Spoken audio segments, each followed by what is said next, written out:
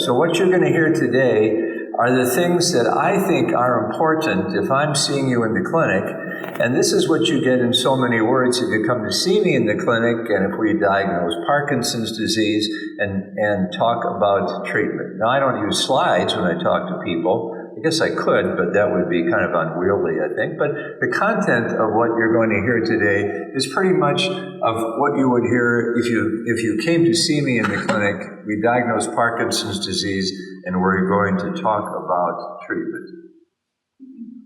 So first of all, before we hit the true nuts and bolts of treatment, we're going to talk about what Parkinson's disease is. So this is a drawing, but actually it was a drawing that is from actual brain material. On the right side are two sections of the midbrain.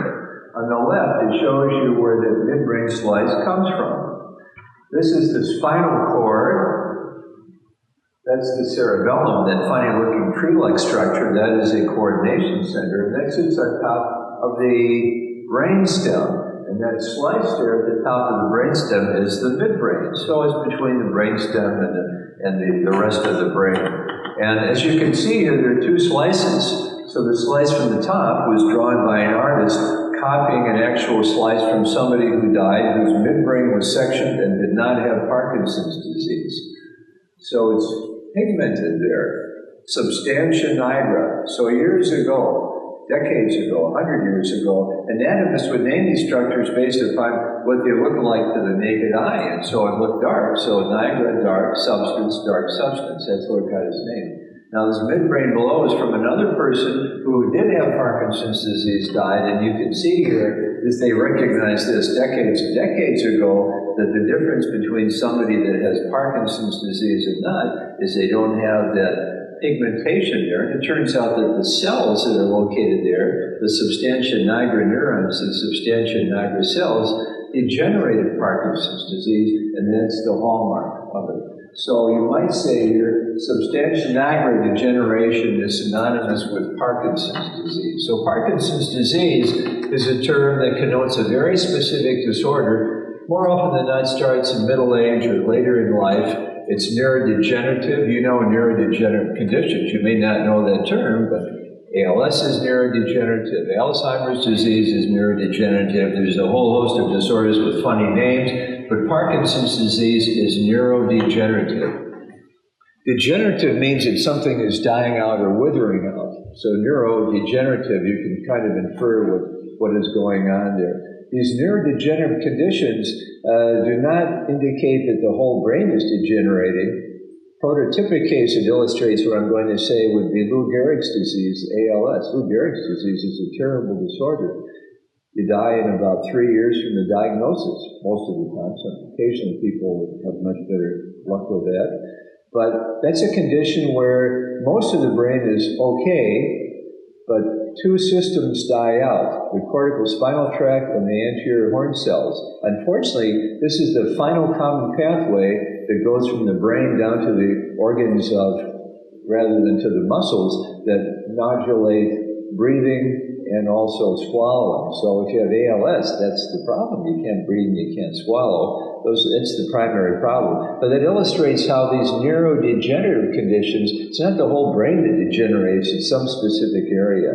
And that was a recognition years ago, the substantia nigra. It seems that the rest of the brain, just looking at it grossly, looks okay, but the substantia nigra degenerates. So, and Parkinson's disease is not quite that simple, but this term neurodegenerative is probably a good term to know because that indicates kind of what's going on in the brain, and that's a category that is of concern to all of us who have reached middle age and beyond because this stuff happens.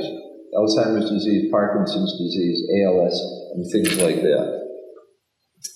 So what does the substantia nigra do? Well, those of you that are old enough to have cut somebody's lawn for $1, I'll bet there are people here that have done that, and you learned as a kid, a lot of those old lawnmowers had a governor on there. That's where you can turn the engine speed up or down. So if you're a kid and you're cutting tall grass, you realize you got to turn the engine speed up, turn the governor up. But if you want to save gas, you turn it down. Well, the governor on a lawnmower is a lot like the substantia nigra dopamine cells. Dopamine is the neurotransmitter. So see the substantia nigra. This is an actual brain slice. Top of the brain is top of the picture, right is over here, left is over there, and the spinal cord is down below here. And the substantia nigra sits kind of in the middle of the brain, the midbrain, and that dark area is the substantia nigra, and the arrow shows the pathway that it takes. Neurons, brain cells, are unique cells in the body. So there's a cell body that has a nucleus and all the stuff you learned about in high school and college biology, but there's a long wire-like process that then goes to some other place, a lot of times many other places, and that's the wiring of the brain. That's how the wiring of the brain works. So the cell bodies are down in the substantia nigra, and the other end goes up to an area called the striatum. Striatum actually has two components, the caudate and the putamen. I'm telling you this because if you go online and read about things, words like striatum and substantia nigra, they're going to appear there, and it's worthwhile knowing what these structures are, where they are in the brain, and what they're doing. The substantia nigra uses dopamine as a neurotransmitter. Now in brain cells, of which there are 100 billion, with a lot of connections, sometimes a single brain cell might connect up with 1,000 or thousands of other brain cells. You can see this is an incredibly complex computer. And the way that the signaling works is the signal from the cell body out to the end is electrical. But at the very end, a neurotransmitter, a chemical is released. That's called a neurotransmitter, and the neurotransmitter in this case is dopamine. Very few neurons in the brain of these 100 billion, far less than 1% use dopamine as a neurotransmitter. But this is so centrally placed in the motor control circuit, it's like the governor of a lawnmower. So if you're devoid of dopamine, and you can be devoid of dopamine, there are drugs that doctors prescribe that block dopamine. And you can also give drugs that deplete dopamine. And then what happens is people slow down. It's like their governor on the lawnmower, it's not their lawnmower, it's their motor control system starts to slow down. They move slowly, they lose their automatic movements like blinking and arm swing, and they get stiff, so it kind of ratchets down motor behavior. So this is what dopamine is all about. This is what the substantia nigra is all about. And when the substantia nigra degenerates, you lose that modulation of the striatum, and that's connected up with other portions of the brain, the motor control system, and things slow down. That's the bradykinesia of Parkinson's disease, which means slow movement. That's a loss of automatic movements, a mask face with reduced blink rates, and so on. So that was recognized in the 1960s. Arvid Carlsson won a Nobel Prize for his work in catecholamines.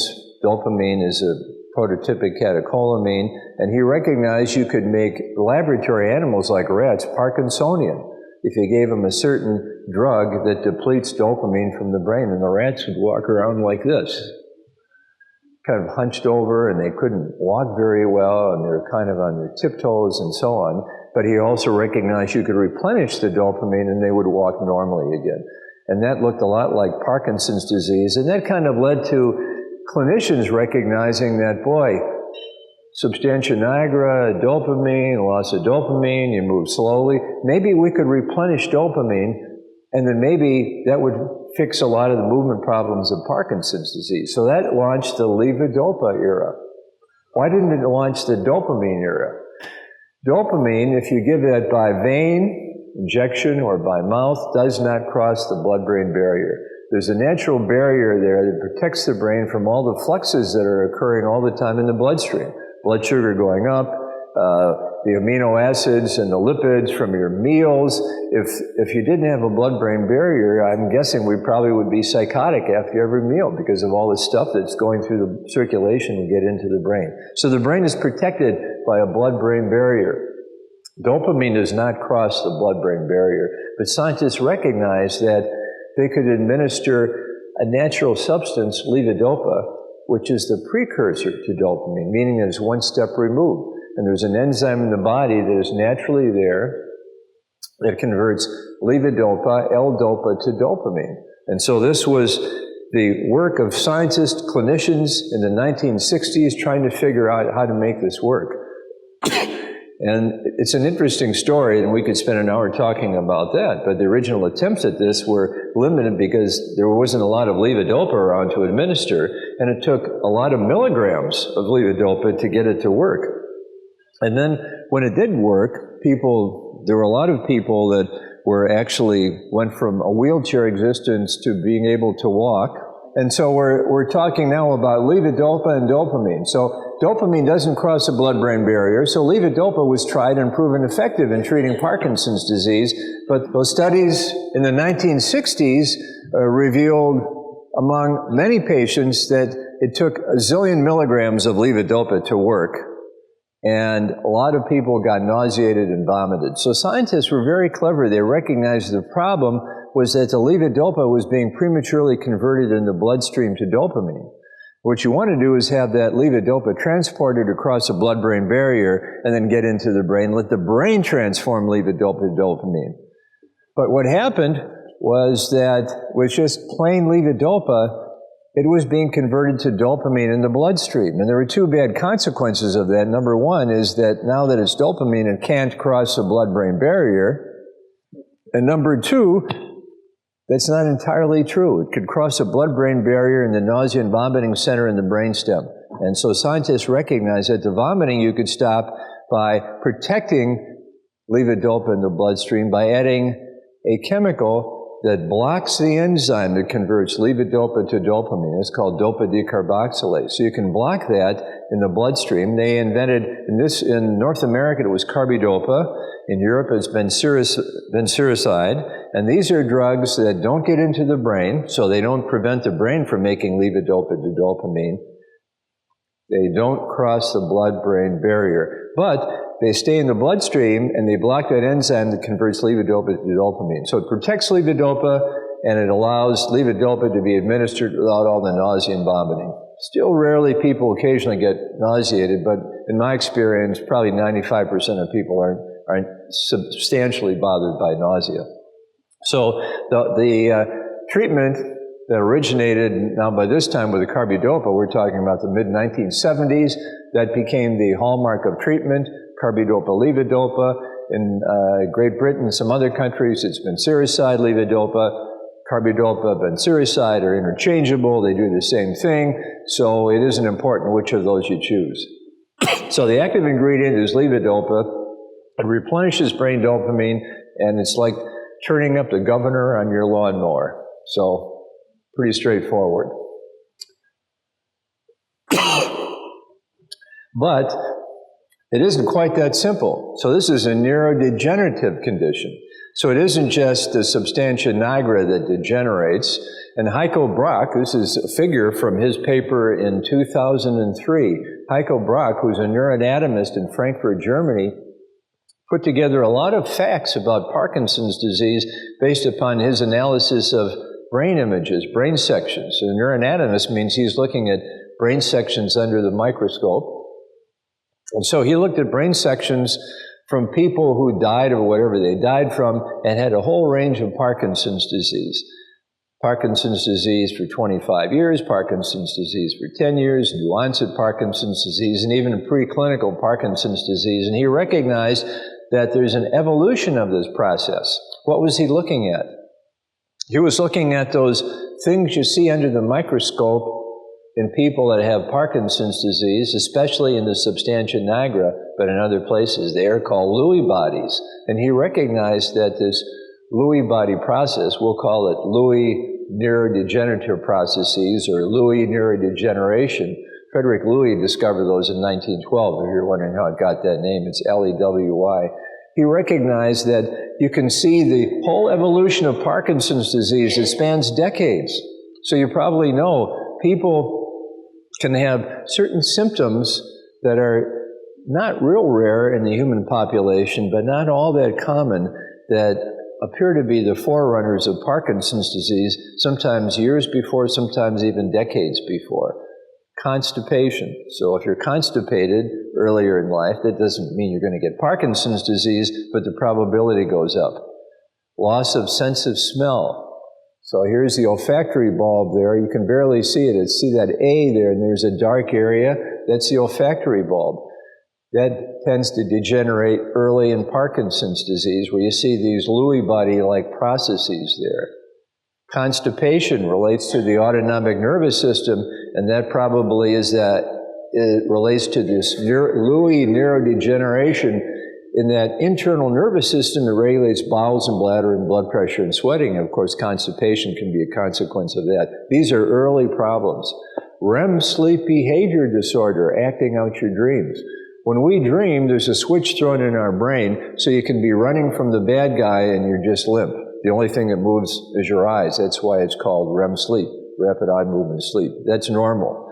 People that have Parkinson's disease quite often don't have that switch thrown, and what happens is they're running from the bad guy during their dream, and they're actually running in bed, or shouting, or screaming, or doing something that really is not quite normal. It isn't a problem unless you fall out of bed or hit your sleep partner, but this is something that is recognized and has been recognized now for quite a few years to be much more common in Parkinson's disease, starting before the motor manifestations of Parkinson's disease, and sometimes starting 20 years or more before Parkinson's disease. I have a couple couples in my clinic who I saw when they were in their 70s, and the wife said, you know, Charlie had that dream enactment behavior on our wedding night.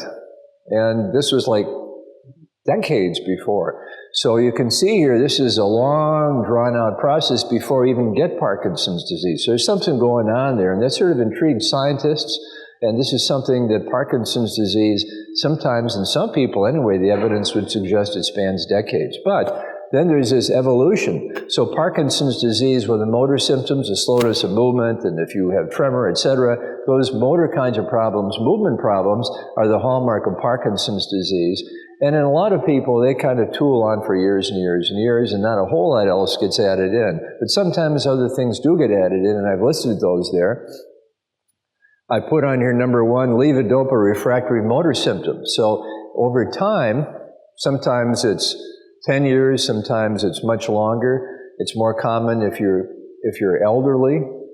Elderly used to be over age 60. Now, for me, it's over age 80. Then you're elderly, and it's a moving target, I guess, that word elderly. But as you get older and have Parkinson's disease long enough, you don't get as complete a response of levodopa. So if you're in your 50s or 60s and I'm starting levodopa, I'm telling people, I'm expecting you, if I have the diagnosis right, I'd like to see you get within 20 to 30% of normal. And if I'm seeing somebody who's over age 80, I have a different tact. I say, I'm looking for you to get 50% of normal. That's because age sort of behaves like progression of Parkinson's disease. But that's the levodopa refractory motor symptoms. You do not get as complete a response, and that happens after some years. Cognitive decline, that doesn't happen in some people. Dementia, that does happen in some people. And that's this Lewy body neurodegenerative process. And if you look at the figure, you can see these arrows. Those are Dr. Brock's arrows. And so if you look at this, you say, boy, this is alarming. It's really moving along, but it moves along very, very slowly over time. So Parkinson's disease probably starts years before you get it. And then over years, other things get added in that no longer relate simply to dopamine. And autonomic is that internal nervous system, the autonomic nervous system that regulates bowels and bladder and blood pressure and sweating. Constipation, you've heard about. Some people with Parkinson's disease are prone to orthostatic hypotension, meaning that when they stand up, their blood pressure plummets and they get lightheaded. Bladder problems. Bladder problems are a part of aging. Men get big prostates, gals have babies, and then they lose a little bit of urine if they cough or sneeze. But in Parkinson's disease, sometimes those autonomic problems are more prominent than that. So you might ask, well, what can we do as physicians or as people who have Parkinson's disease to slow the progression? Well, people are always asking me about what drugs can you give me so that I will have a more favorable course.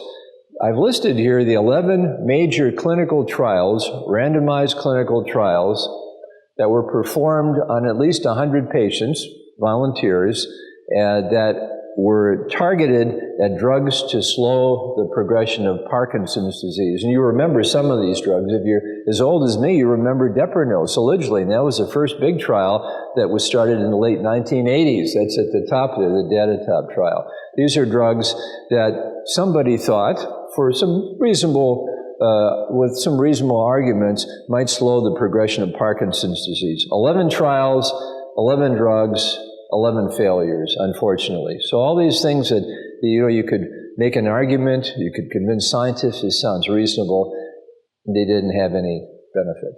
Now you might say, well, what about Ahlskog, Rosagiline? And we could spend quite a bit of time talking about that, but what I will tell you is that the company that makes Ahlskog, which is Teva Pharmaceuticals, they were approved originally in the United States of America to market Ahlskog as having a benefit on treating the symptoms of Parkinson's disease, so nobody would debate that. Treating the symptoms means that if you take it, then maybe the tremor's better, or you walk a little faster and slow on. I will tell you, it doesn't treat the symptoms dramatically, but it does treat the symptoms. But they wanted a second indication. They wanted to be able to market it as a drug that slows the progression of Parkinson's disease. So there's a rather well-known trial, the Adagio trial, and that's listed. Where is that listed? Right here, kind of in the middle. And they argued from that you can see from that study it slows the progression of Parkinson's disease. Well, having read that study and known how it was conducted, it almost makes your head spin when you're trying to figure out what in the heck was going on here. I mean, when you're switching people from one drug to the next, and it was supposed to be a double blind, and people weren't supposed to know what it was, but they were getting better, so they kind of knew what it was, and so on. I certainly wasn't convinced when that study was published. And the U.S. Food and Drug Administration convened a consensus panel solely for the purpose that was requested by Teva to be able to market it as a drug that slows the progression of Parkinson's disease. And the vote of this panel, which were people who were presumably experts and had no vested interest, was 17-0 against approving it for that purpose. So I'm anticipating in the question and answer session, somebody's going to say, well, what about Ahlskog? Well, there's the answer to that question already. So we don't have any drugs that slow the progression of Parkinson's disease. I wish we did, but you need proof of these things, and there are more trials that are ongoing. There's more interest. But I have to confess, with the drugs that have been proposed just in the last few years, I'm not highly optimistic that we are going to do any better than the previous 25 years. It's sort of like fixing a car. If you don't know how a car works, it's pretty hard to fix it, and I think that's where we are with Parkinson's disease. There's some good clues there, the alpha-synuclein story, which we can talk about during the question and answer session. But it just isn't clear the biochemistry of Parkinson's disease, onset, what triggers this, why it progresses faster in some people than others, why it's kind of dormant in other people, and so on. Unknown. But, so I've got to tell you, this is a little bit of background on me. So I enjoy reading. And so I read about 9 journals a month. I don't read them from cover to cover, but I look at the titles, and if it looks interesting, I read the abstract. If that looks interesting, then I read the article. About 8 to 10 years ago, I realized that there were quite a few papers that were coming across my desk that suggested that animals and humans that exercise directly do good things to their brains. So that's the background for this title here. This was a paper that I read that whole literature. There are 120 references, about 97% of which were all positive studies showing that animals and humans that engage in vigorous exercise seem to directly have favorable effects on the brain. And it's not just things that are due to atherosclerosis. If you exercise, you have less hardening of the arteries, and that has an effect on the brain in a favorable way, but direct effects on the brain. So I ended up writing that paper and arguing that this is a strategy that doesn't require a pill, but if you engage in regular aerobic exercise, it seemed to me from my review of the literature that you might slow the progression of Parkinson's disease. There aren't any good clinical trials that look at that. It'd be very hard to organize a clinical trial. Folks that have Parkinson's disease have various degrees of motivation. People with Parkinson's disease, the motivation declines as a consequence of Parkinson's disease. So getting folks with that kind of a problem, of whom I'm sympathetic with, to exercise is hard. And then half will be randomized to a control group, and if you're in the control group, you're thinking, geez, there's a reason to doing this study, maybe I should exercise. So I can't think you could really reliably do this kind of a study. But if you can engage in exercise and you're able to do that, I would argue, and this is what we're going to talk about in the next 5 or 10 minutes, that you're probably doing yourself a big favor. So I'm going to break up this brief discussion on exercise in the brain into animal studies and then human studies. So these are the animal studies, of which there are quite a few animal studies, and I've listed there, these are, I'm making arguments for things that happen in the brains of animals that are exercised, and you can see here, like brain-derived neurotrophic factor, BDNF, that goes up in the brains of animals that are exercised. Well, you might say, if it's hard to get a human exercise, how do you get an animal to exercise? It's actually pretty easy. If you've ever been in an animal lab, a mouse lab, a rat lab, or if you've had kids at home that have a hamster, you put a running wheel in the cage. And these rodents, they'll get in there, they'll run for hours out of 24. Or you can put them on a treadmill, with the end of the treadmill is a bucket of water. The animals learn that, I think we better keep running or I'm going to end up being drowned. So these are things that are pretty easy studies to do. And the scientists, at the end of a period of several months, they can sacrifice the animal, that means cutting off their head, and then you look at the contents of the brain. Now, what happens in the brains of these animals that are exercised versus the animals that just live in their plain old cage without the running wheel or the treadmill? Turns out that BDNF, brain-derived neurotrophic factor, goes up. GDNF, in 3 studies, glial-derived neurotrophic factor goes up. Now, some of you probably remember about 8-10 years ago, there were 5 different studies in human beings where cannulas, these are tubes, pipes put in the brains of people that had Parkinson's disease, who volunteered to have GDNF infused in their brains. And it turns out that 2 of those were quite positive, 2 of them were sort of not positive, and the final study, which was a bigger study, was negative, and there are ongoing arguments in the literature. Boy, we terminated these studies too soon, but anyway, you can see the motivation. The intent was GDNF is good for your brain. It's like putting fertilizer in your lawn. BDNF is the same kind of a product. These are things that go up in the brains of animals who are exercised. So intuitively, you think, geez, might be good for the rest of us to do that. In fact, those of us that are aging, probably all of you have thought about this, maybe it's good just for everybody to exercise, because as you age, you don't get any smarter. If you're a Minnesota Twins fan, you realize that these good hitters that from a previous era, they can't turn on a fastball anymore. I think the Blue Jays are starting to experience those same problems. So, and that's not orthopedic issues. It's a reaction time in the brain. I'm kind of kidding about the Blue Jays, and in sports, you have good days and bad days, but you don't see the good hitters. They're not playing into their 40s, and whether they might have all their joints are intact, everything's intact, but you can't turn on a fastball, you can't do things anymore like you used to, and that's a brain kind of problem. The great papers in mathematics, I'm not a mathematician, I'm not good at that, but when I read about these well-known genius mathematicians, the papers that are written, like proving Fermat's theorem, whatever that is, I think it's really hard to do this kind of math, and I wouldn't begin to get involved with that. But the papers that are written, the classic papers on things like that, they're written by mathematicians in their 20s. By the time you're in your 50s, you still might be a professor of mathematics, and probably are, but the really, really highly sophisticated, clever stuff, that's done by the youngest people. And that has to do with brain aging. So the whole body ages. Sort of like physicists talk about entropy. Entropy is ordering of the world, ordering of all the particles in the world. And what happens over time with our bodies is sort of disordering. That's just the way that things work.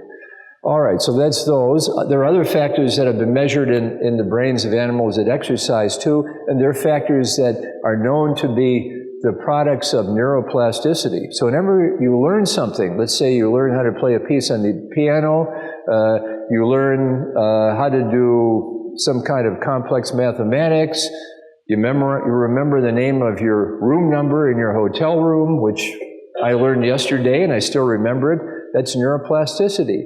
So it's something that happened in the brain, these little neurites, these brain cells, they form some new connection. And the connection to my memory area is it's room 309.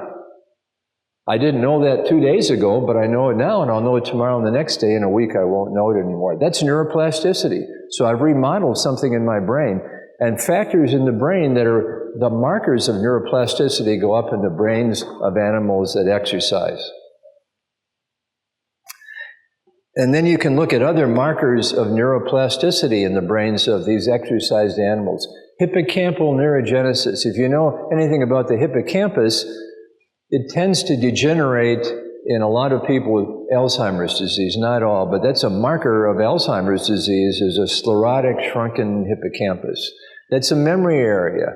There's a study done, half a century ago, where to treat epilepsy, this unfortunate woman who was, I believe, in Montreal, had both of her hippocampi and the surrounding areas excised, and she had absolutely no memory.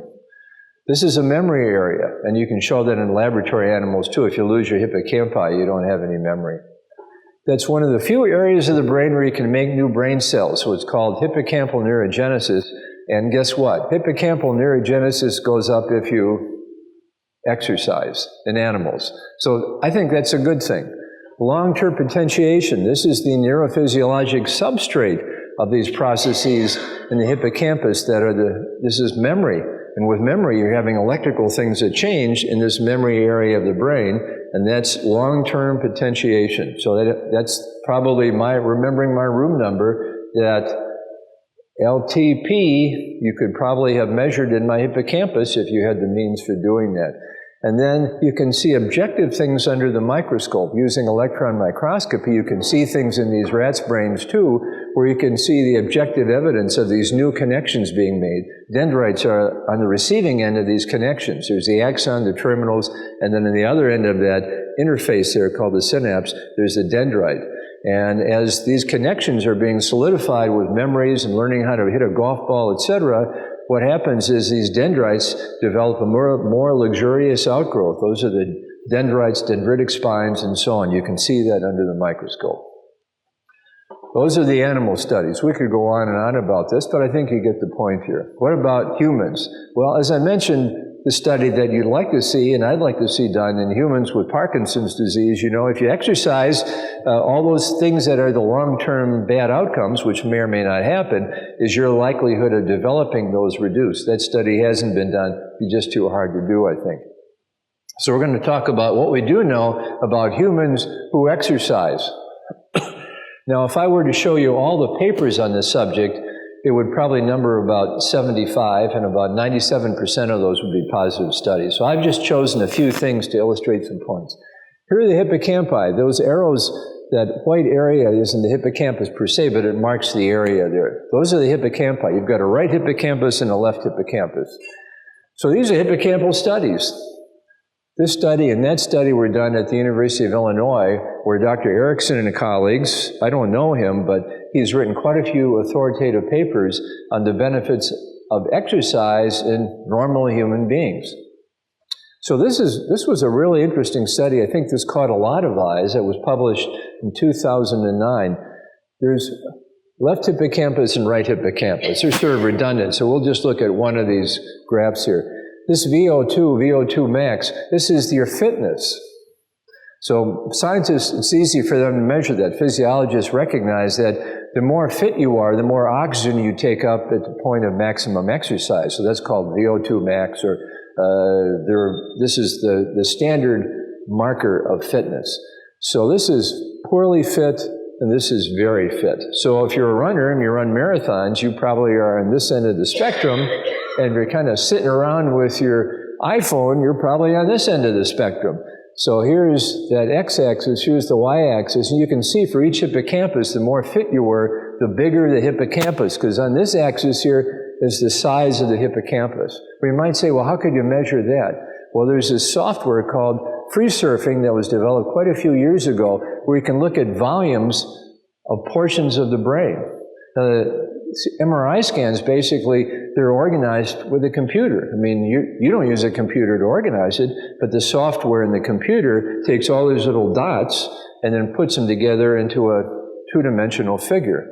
And so people who are clever and use this free surface software can look at the volume of the hippocampus, and it turns out that the hippocampal volume, you've got a bigger hippocampus if you're fit. So they didn't stop at this. Then a couple of years later, they published a paper that's shown up in the upper right-hand corner, again, looking at the volume of the hippocampus. And these are, again, normal folks, and they were randomized into two groups. One group was exercised 3 times a week, and the other group did stretching and toning, stuff like that, which is not aerobic exercise. But the exercise group engaged in stuff, I forget exactly what it was. It was either treadmill or exercise bicycle or something like that. And there were trainers there that made certain that they were actually seriously doing this. And again, left hippocampus and right hippocampus. And the size of the hippocampus, blue line, went up in the exercise group. And this is over a year's time. 0.0 is when they started. Second marker there is 6 months later, and the third is a year later. And the two groups diverged in terms of the size of the hippocampus. As you continue to exercise, your hippocampus got bigger. If you were sedentary, or you did stuff like this in the exercise group, the hippocampus got smaller, which is brain aging, basically. Now, the hippocampus, if you exercise, it doesn't start growing out of your ears. But these are things that scientists, they can look at minuscule things and they can measure them with good reliability. And this tells you that if you're going to have something grow in your brain, it would be the hippocampus, and it can grow. And if you can keep it growing to the point where it doesn't wither, that's a point in your favor. And this fitness correlation shown here, there are 2 studies that replicated that as well, too. And when I saw that, I thought this is almost too good to believe, but I was pleased that there were a couple of studies done in the last few years that replicated what Erickson did at the University of Illinois. Now this is the Johns Hopkins group, the Baltimore Aging Study, and they have a group of people that were followed over decades of time. So on this axis here are years of life, 50, 60, 70, 80, and they had thinking testing, cognitive testing, IQ testing done serially over the course of time. At time 0, they measured their fitness, and they didn't measure it after that. But it turned out that the people, these are cognitive measures, and they all show the same thing. In this case, we're looking at cognitive measures where the lower score down here is bad, and the higher score is good, and it's different there. This is either the number of errors you make or the number of words you remember, and so on. So it turns out that the least fit group, this is a solid line here, they progressed more rapidly over time. This is the trajectory of the decline of their thinking. Over here, it's a word retrieval, and you can see here it was even more dramatically a decline with age. And then these were number of errors, and so over a period of time, the group that was the least fit, which is a solid line, made more and more errors proportionately than the group that was the most fit, which is that dotted line. So this is brain aging, and brain aging seems to be a little bit less dramatically declining among this group that was the most fit. And there was a paper, I don't have a slide for that came out in the Mayo Clinic proceedings that actually looked at, they assessed fitness at time 0, similar study, but then they assessed fitness some years later, and they looked at the same kind of stuff, and it turned out that the people who were fit in the beginning, but who were less fit later on, didn't do as well. So there's something about A, being fit at time 0 in this study, which would have been about age 50, but also maintaining the exercise to maintain fitness. So fitness seems to be a good thing. Now, there aren't good studies on Parkinson's disease, but there are studies on Parkinson's disease, and this is a little bit of a different kind of take on this. These are people who didn't have Parkinson's disease, were exercising in midlife, and then they looked at the risk of later getting Parkinson's disease. And so these 4 studies, this paper was published a half dozen years ago. 4 studies showed that if you exercised in midlife, I won't explain the statistics, but trust me, the statistics showed it wasn't a chance association. People that exercised in midlife had a lower risk of later getting Parkinson's disease. And there were 2 studies published subsequently, this one in Finland and this one in Sweden. Those are pretty large studies. Same thing was shown. People that engaged in heavy physical activity, lower risk of later getting Parkinson's disease. Doesn't mean you won't get it, but again, we're changing the odds. We're all going to die someday, no matter if we exercise 12 hours every day. But what you want to do is sort of attenuate these trajectories of aging, and if you have Parkinson's disease, you want to attenuate the trajectories of Parkinson's disease progression. So we're going to talk next, that's all I'm going to say about exercise, but it's a point I try to make to all the folks that I see in the clinic. And we're entering an era now. When I was a little boy I lived in Chicago till I was 11. My mother and I used to walk to Sears. I mean, how many people walk to Sears? I walked to school every day, and I walked home for lunch, and I walked back again, and I walked home again. I'd walk to the park, and we'd play baseball in the park. Or if we were too lazy to get to the park, we'd play across the street on the railroad tracks. Kids nowadays, the iPhone, and so we're living in a different era, and I think that we have to, I'm not opposed to computers, to iPhones, to iPads, and I have them all myself. I watch a lot of TV, but in point of fact, I think it's really important that we take time for ourselves and engage in regular exercise. And if you have Parkinson's disease, I think then it's especially important as well, too, to help give you as favorable a course as you can get. Before I abandon this topic, I know questions that people have. Well, how much should I exercise? Well, choice of exercise is important. So I mentioned that in one control group, they were doing things like this and stretching and balance exercises and so on. That's all good, but it has a different purpose. So this is exercise that makes you hot, sweaty, and tired. Doesn't have to be going to the gym, although that's an easy venue because you go there, you're with a bunch of friends sometimes, and they have things you can get hot, sweaty, and tired on, like exercise bicycles, elliptical machines. You can sit on Cybex machines and do a lot of reps on these different machines. Pretty easy to do, and then go shower and go home, and then you've done your time there. But shoveling snow counts, raking leaves counts, mowing your grass counts if you don't have a riding lawnmower. So the stuff that you do, going for brisk walks. If you're going for a walk, try to pace yourself so you're going at a pretty brisk pace. How much do you need to do? Well, the American Heart Association says about 150 minutes a week of moderately vigorous exercise for your heart health, plus 30 minutes of resistance exercise a week, and that would be muscle kind of, strain kind of exercise. But if you engage in very heavy exercise like jogging, then that would be 75 minutes a week. What I tell people in the clinic, without hard scientific evidence, my guess would be, and this is a guesstimate, if you engage in some pretty vigorous exercise where you get hot, sweaty, and tired. If you're swimming, you won't sweat, but that's okay. It's not the sweat per se. If you do that 4 hours a week, you probably are catching the full benefit, I would guess. So you don't have to do it hours at a time and drive yourself crazy. But in our busy world, it's really important to set aside time for yourself to do that. Every once in a while, I'll see somebody who's some busy executive running a company or a teacher, and they've got to go home and grade papers. And, geez, I just can't do that. But again, you've got to set aside time for yourself to do that, I think. And if you're starting out, if you've been sedentary, as a lot of us are, then you start slow and set goals. Well, I'll walk a mile every other day, and then you kind of build on that. When you become more comfortable doing that, then you do a little more and a little more. All right, so now we're going to transition into symptomatic treatment of Parkinson's disease. So I was talking about dopamine replenishment before. What are the goals? If I see somebody in the clinic, who do I start on a medication? If they're doing great, and what they've got is a curiosity, an arm that doesn't swing, and maybe they're a little rigid, that's a doctor's term for stiffness, and they don't care. If they don't care and they're doing well and they're able to lead a normal life, I don't treat them at all. But if they're starting to scale back activities, then I definitely treat them. So I have two criteria in mind when I'm deciding about who needs to have treatment started. Number one, I want them to be normal folks.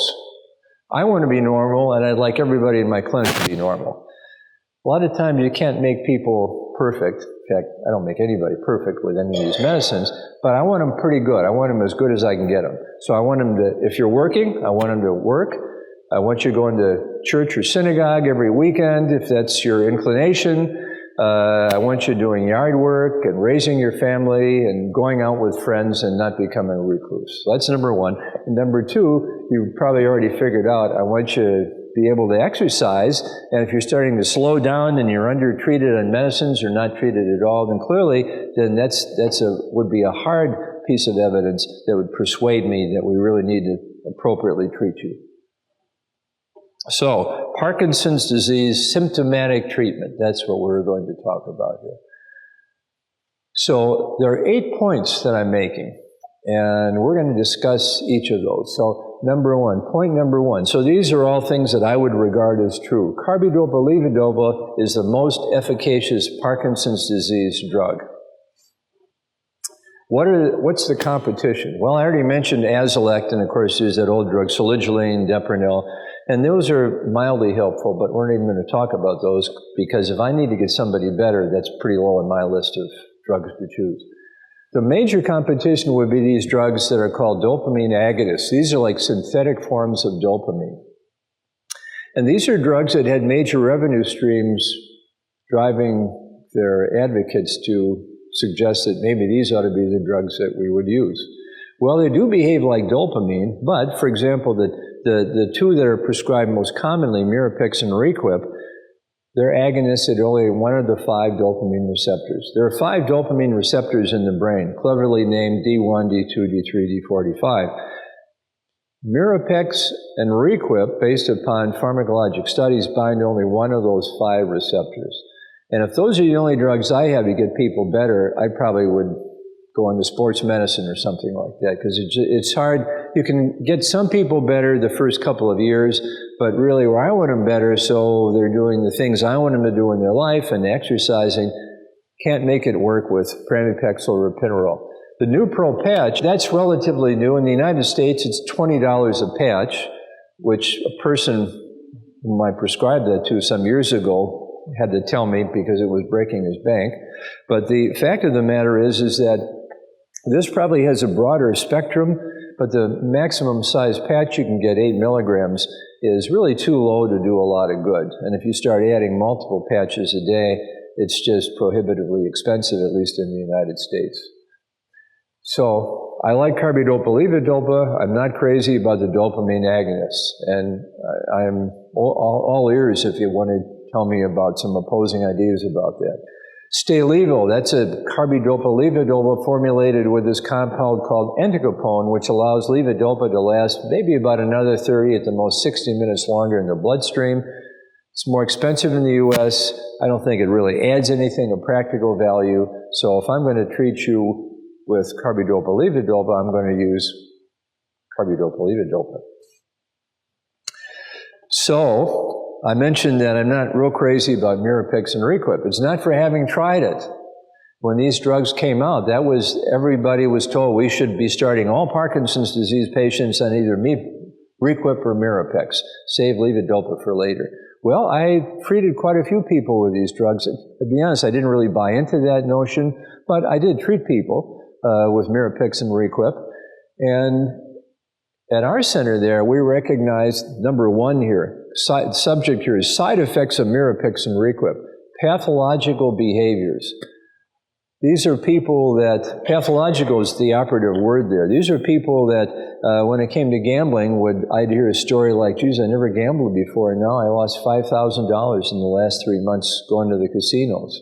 Or I heard a couple stories like, I used to go to the casino and lose 25 to 50 bucks.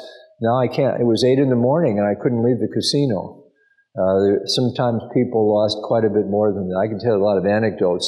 But pathological gambling induced by Mirapex or Requip is a real entity. And the only way I could treat that, and we tried different strategies, you got to get people on zero Mirapex and Requip. You have to get them off of that. I had one guy who was a computer software designer, and he came with his wife one day. I'd started him on Mirapex because he'd come down with Parkinson's disease in his 40s.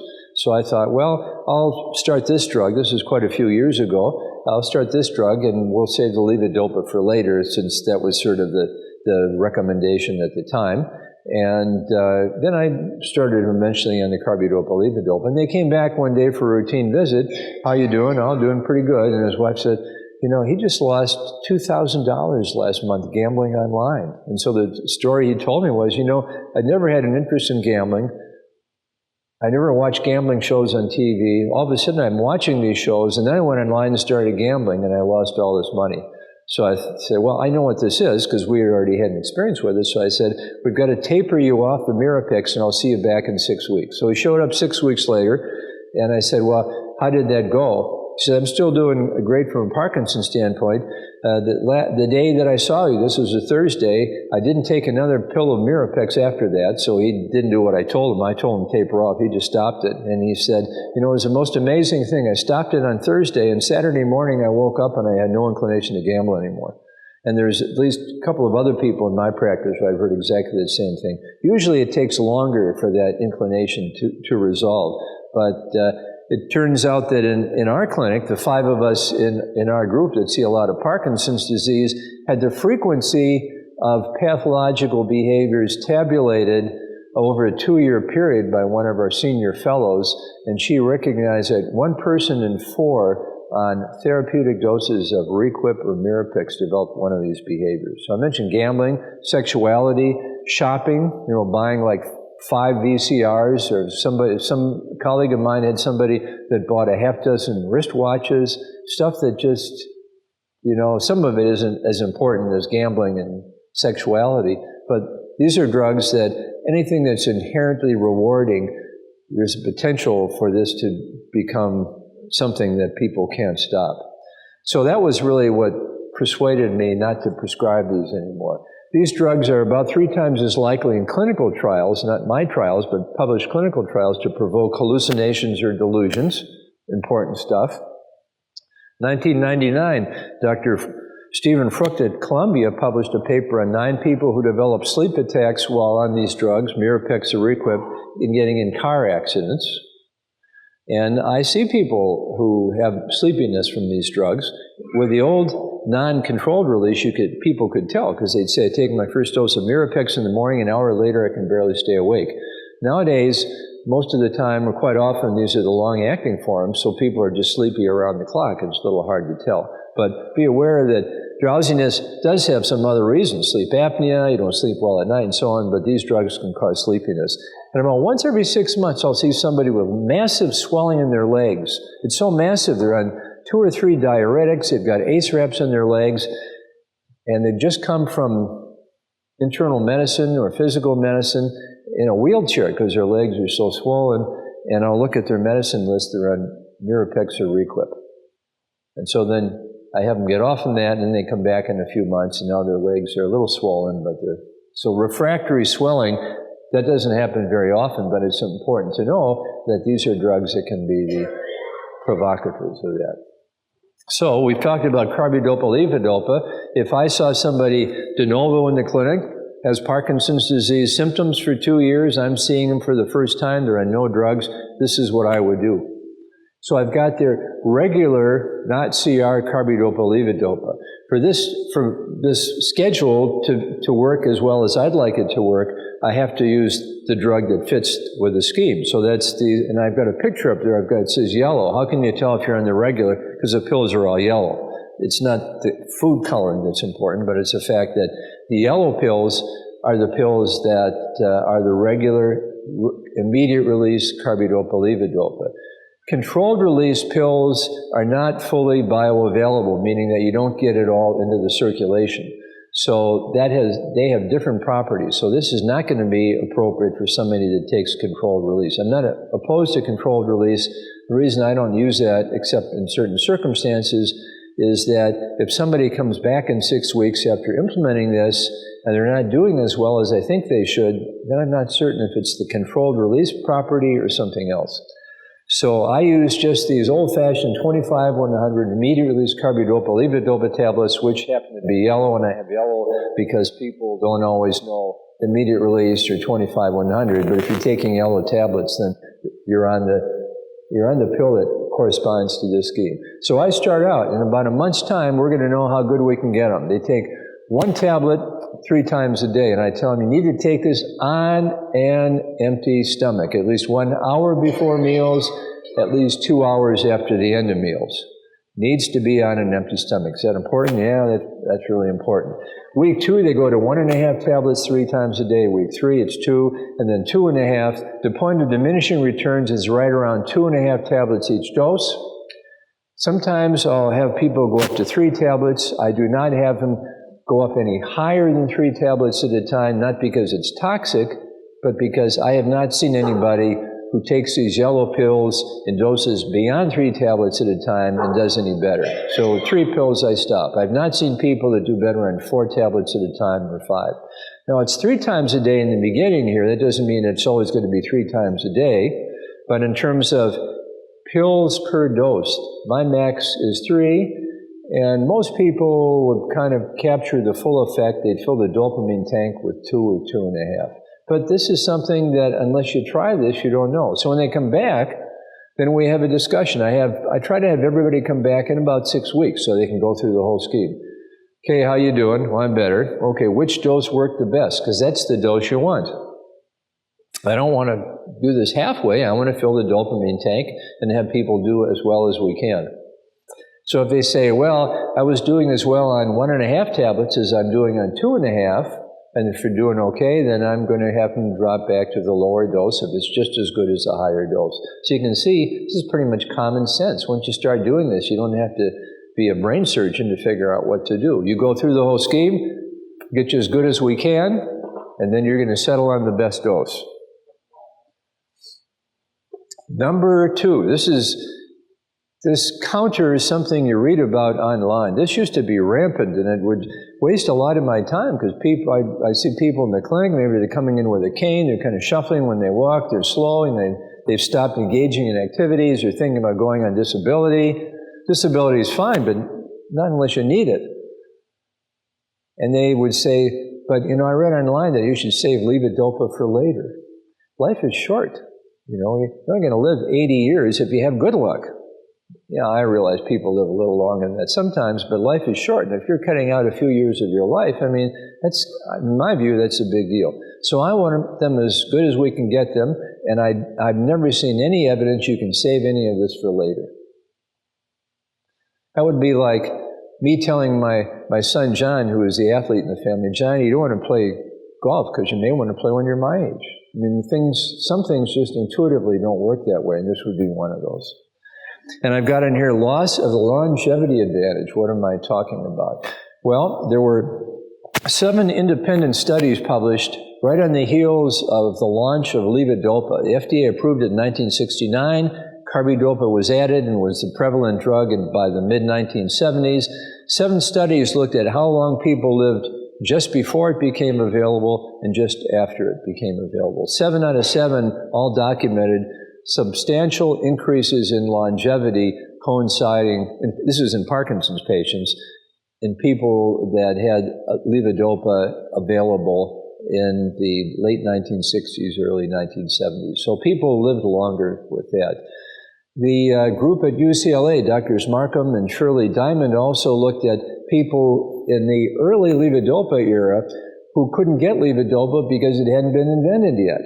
And they looked at various intervals of time of Parkinsonism before levodopa was started. And it turns out that the longer you went without levodopa, the shorter your lifespan. So that's the longevity advantage. What's going on with that? Well, I don't think it has to do with levodopa working on Parkinson's disease cause or whatever is going on to change the progression. I think it's as simple as, if you become a couch potato, the wheels fall off the wagon. So again, it gets back to being active and so on. And if you go back to the era of the 1950s and 60s, there weren't any good pills at that time. There were pills that were tried for it, but they just really weren't very effective. And so people would end up being sedentary and then in wheelchairs and then in nursing homes. And a lot of bad things happen when you go that route. So I think we just physically liberated a group of people with Parkinson's disease back in the 1970s. So I mentioned hour before meals, 2 hours after the end of meals. Why is that? Well, the pharmacist sometimes puts a label on the pill vial for levodopa, take with food. Wrong. This goes back to like the late 1960s, where Cotius, who got credit for really identifying levodopa as an effective drug was already publishing papers on the biochemistry of this. Here's the problem. Levodopa is from a class of biologic compounds called amino acids. So if you know about amino acids, those are the components of proteins. So our body is made up of lipids, carbohydrates, and proteins. Proteins are basically strings of amino acids.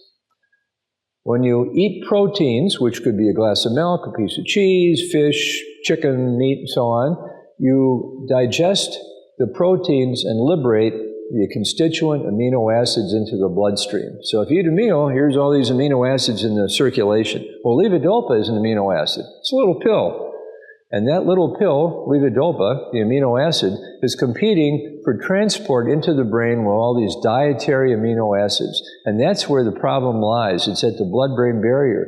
There's a molecular transporter that picks up a certain class of amino acids, large neutral amino acids, picks them up and transports those into the brain. And there are only so many seats in the train. And it's easy to fill those with dietary amino acids. Every once in a while I'll see somebody that can't figure out why doesn't that afternoon dose of levodopa, it never works. Why is that? And I've learned, usually it's a middle-aged guy who has a snack of a bowl of ice cream about 3 in the afternoon. This is right before his dose of Carbidopa levodopa at 4 o'clock.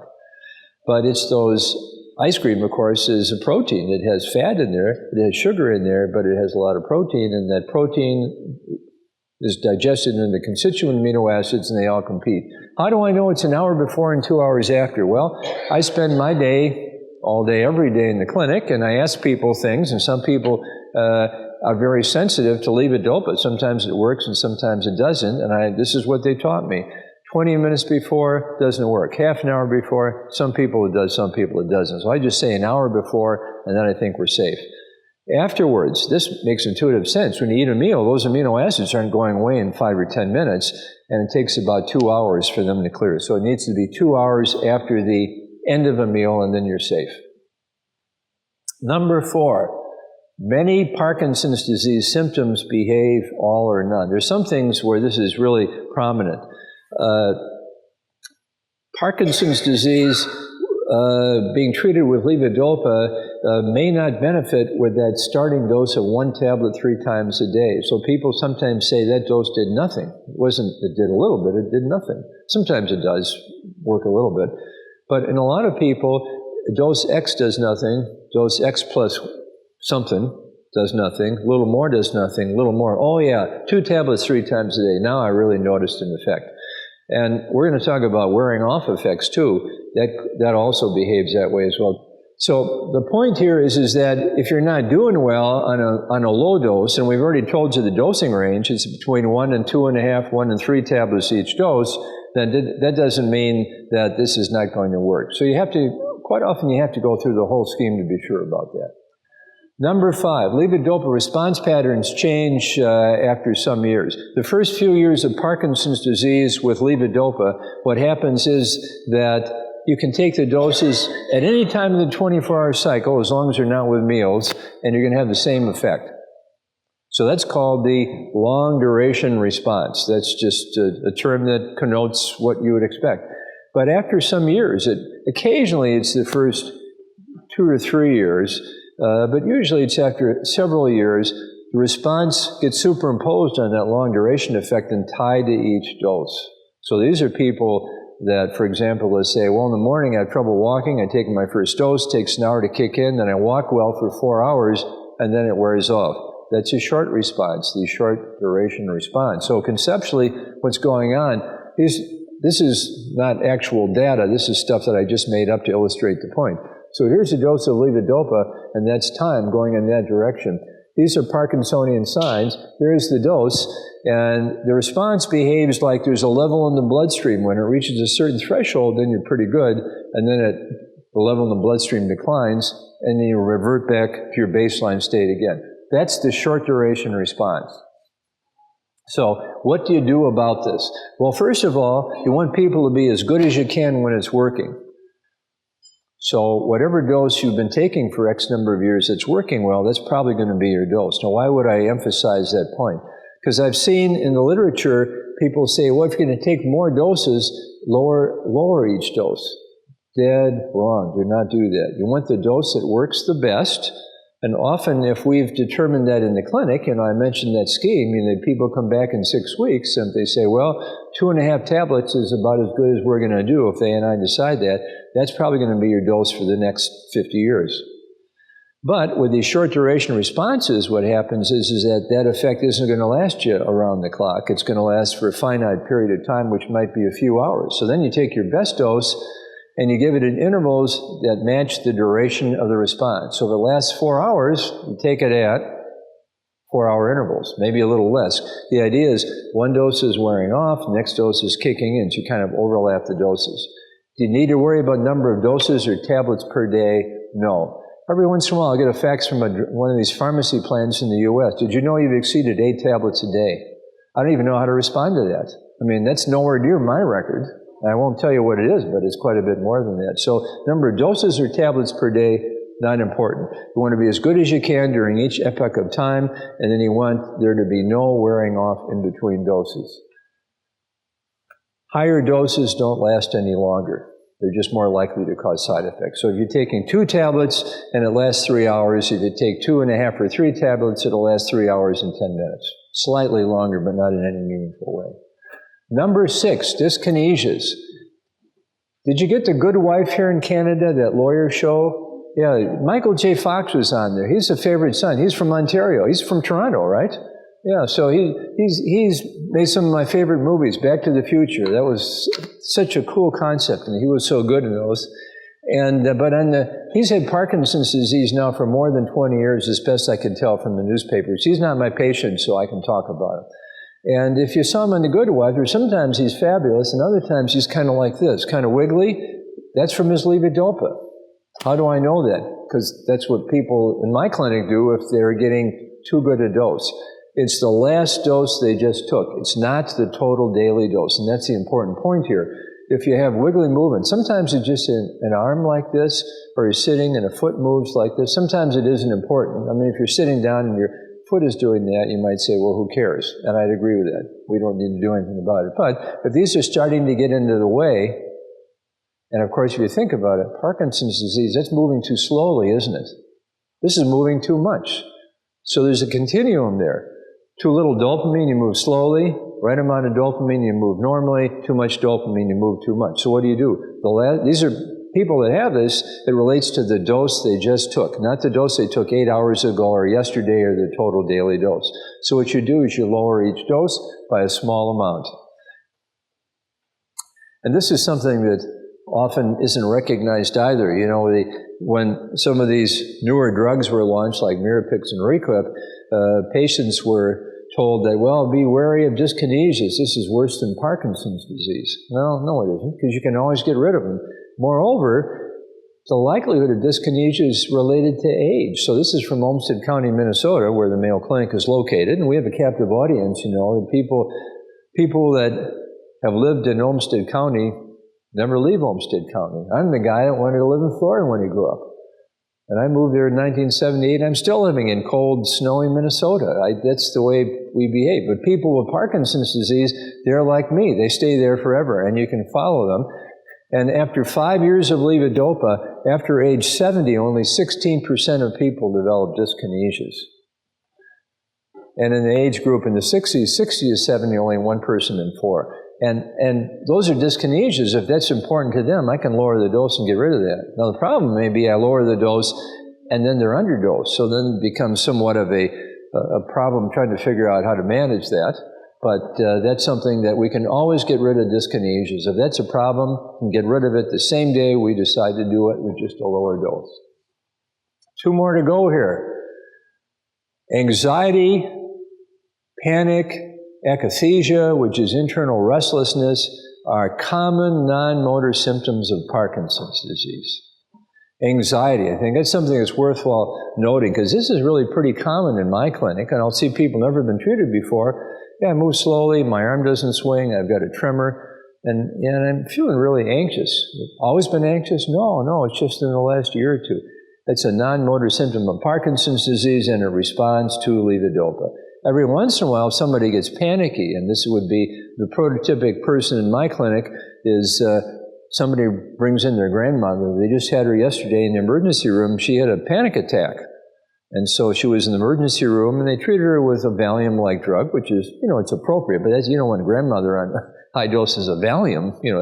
She's going to fall and become confused. So the treatment for that would be to make certain she's in a levodopa on state. So if you've been anxious all your life, different problem.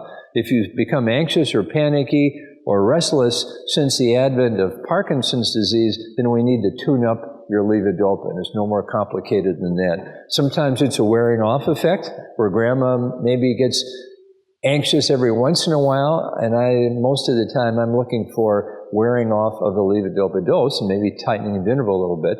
If somebody is anxious all the time, I'm going to ask about, well, how much are you taking of this? Well, I'm just taking Mirapex for this. Well, good. I'm thinking good, because this is a treatable problem. We can treat you with levodopa, and this turns out to be very treatable. Number 8, this is 8 out of 8, insomnia. Insomnia is a common problem among human beings. Levodopa doesn't help that in folks that don't have Parkinson's disease. But if you've had trouble getting to sleep, starting around the time you got Parkinson's disease, or trouble staying asleep, usually you've lost your dopamine as a reason for the insomnia. And you can treat that with Carbidopa, levodopa. Now, Carbidopa, levodopa should not make you sleepy, but if you've got this akathisia, inner restlessness, can't move very well, can't turn over in bed, feel stiff in bed, that's a state that is incompatible with natural sleep. People that have Parkinson's disease frequently experience that. And so what you do is you make certain they are in adequately, fully treated levodopa states when they're getting to sleep. If they wake up at 3 in the morning and now they can't get back to sleep because, again, they've got this discomfort, can't get comfortable in bed, they can take another dose then as well, too. If you have cramps at night, I get cramps sometimes. I do go to the gym. And sometimes, I overdo it, and I wake up when I have to walk to the bathroom and back, not because I have to pee, but because I have to walk off the cramps. That's normal. But if you get a lot of cramps, especially like toe cramps and the foot turning in, that's probably your levodopa effect is wearing off. So nighttime levodopa. I've not talked about controlled release levodopa at bedtime. That's a little complicated. If somebody wants to ask about it at the end, that's fine. So this is the last slide. That's just a summary slide, and these are the points I'm going to make. Do I have 60 seconds to go over these? No drugs slow the progression of Parkinson's disease. We haven't discovered those yet. And there's still drugs that are being tried for that, and I hope we hit pay dirt, but I wouldn't bet the ranch on that. Number 2, Carbidopa, levodopa is the most efficacious drug. Nobody should even begin to debate that. I realize it's over 40 years old, but it is what it is. Number 3, you can't save the best responses for later. That is highly fallacious, and it's detrimental to people with Parkinson's disease. Number 4, you got to take Carbidopa, levodopa on an empty stomach. That's important. Number 5, if dyskinesias are a problem, if they're present and they're not important, that's not important to me then. But if you need to get rid of them, you lower each dose. If they're only a problem at 8 p.m., all right, when was your previous dose? 7 p.m. Okay, lower the 7 p.m. dose. Number 6, anxiety and insomnia are non-motor symptoms of Parkinson's disease and respond to levodopa therapy. And then number 7, we talked at length about aerobic exercise, and I think that's really important, A, for all human beings, and B, especially for people that have Parkinson's disease. Please give a warm thank you